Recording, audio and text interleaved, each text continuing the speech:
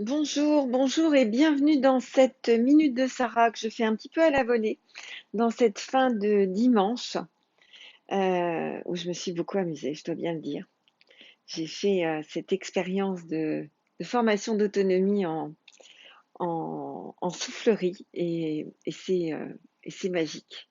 Et je vous encourage et je vous encouragerai jamais assez à faire des choses qui sortent de votre zone de confort et qui vous donnent cette sensation de vie incroyable qui ne dépend de personne d'autre que de vous.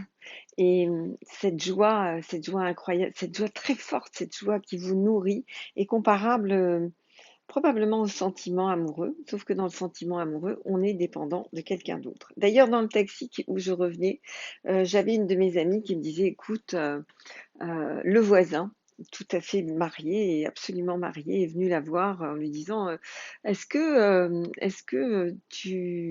ta télé fonctionne bien? Alors elle lui a dit, ah, ta femme vient de partir. Et il lui a dit, oui, mais comment est-ce que tu sais ça?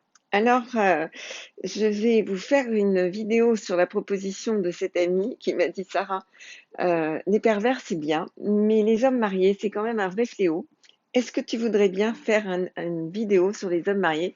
Et je lui ai dit, d'accord, je vais donc faire, ce sera un de mes très prochains thèmes, le fléau des hommes mariés. Ça, c'est votre prochain sujet à venir pour vous, mesdames.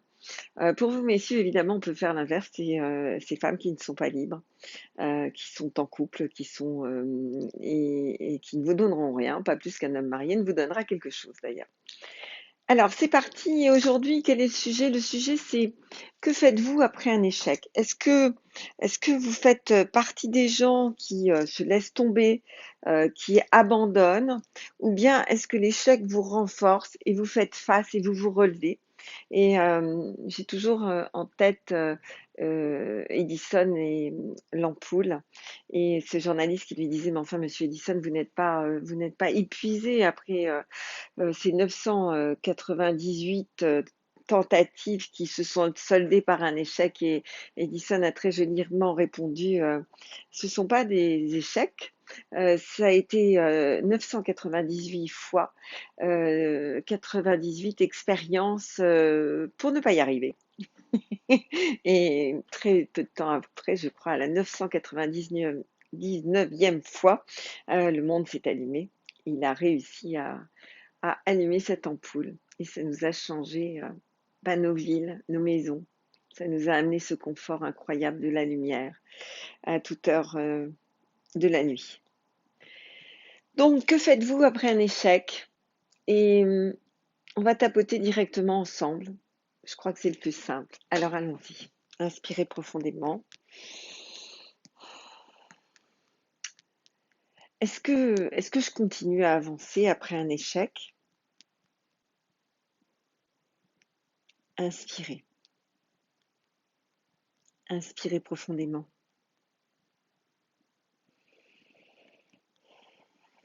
Est-ce que je me ressaisis?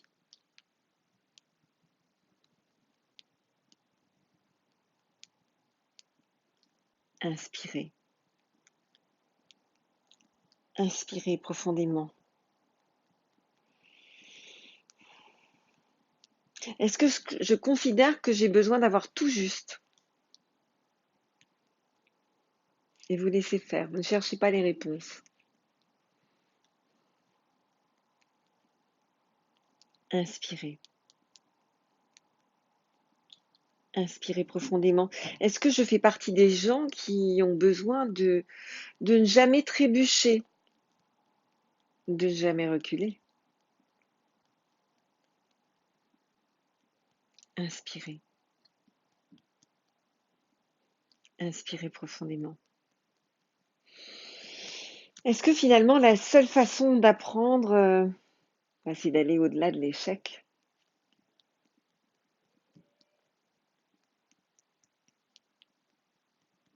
Inspirez. Inspirez profondément. Je me suis trompée de voie. J'ai le droit de changer d'avis.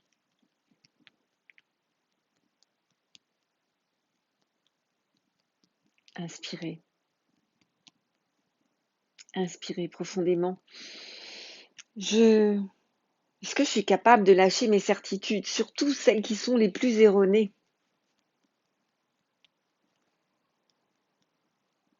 Inspirez, inspirez profondément.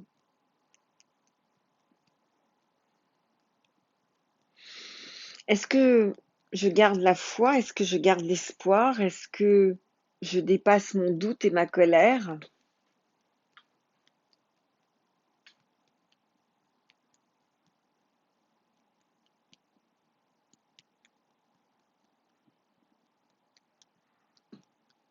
Inspirez, inspirez profondément.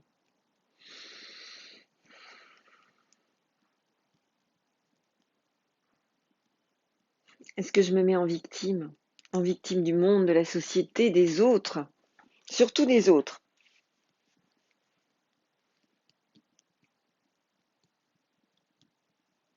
Inspirez, inspirez profondément. Est-ce que je rends les circonstances responsables? J'y suis pour rien, je m'en lave les mains.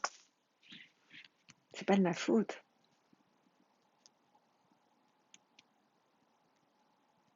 Inspirez.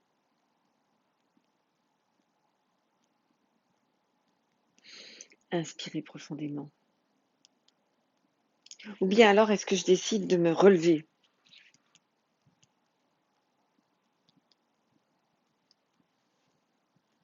Inspirez. Inspirez profondément.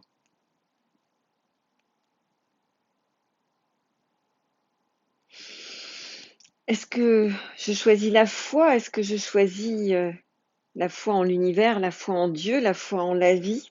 Est-ce que je choisis la foi?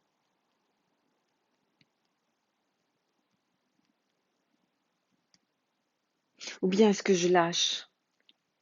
Je renonce?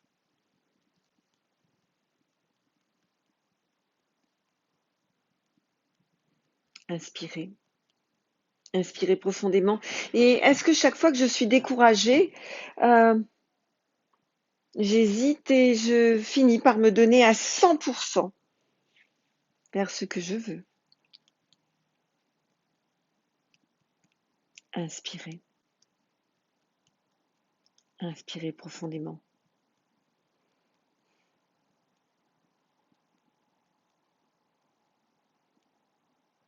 Je prends conscience de ma valeur.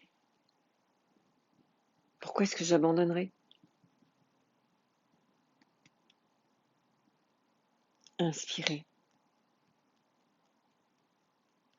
Inspirez profondément. Je cesse les compromis avec ma vie. Inspirez. Inspirez profondément. Alors je pose la question à la vie, je l'interpelle et je lui dis, mais aide-moi à être qui je veux être.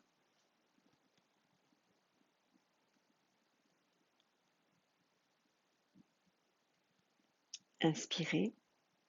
Inspirez profondément.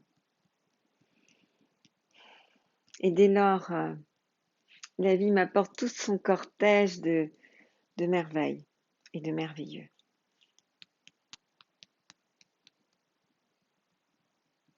Inspirez. Inspirez profondément. Alors, ça m'arrive, comme à vous, bien sûr. Ces moments où on a un projet, on ne le réalise pas, on n'a pas les résultats qu'on voudrait avoir et là, on se sent prêt à abandonner. On se sent prêt à se trahir. On se sent prêt à se mettre du côté du doute, de la victime. Et puis tout d'un coup, il y a cette foi qui peut jaillir en vous et qui balaye tout et qui vous sort des compromis. Alors, à vous de jouer. N'hésitez pas à liker le petit pouce bleu là, partager, commenter et puis à très vite avec ce sujet intéressant annoncé en début de séance. Et voilà, on se retrouve cette semaine, ça c'est sûr. Belle soirée.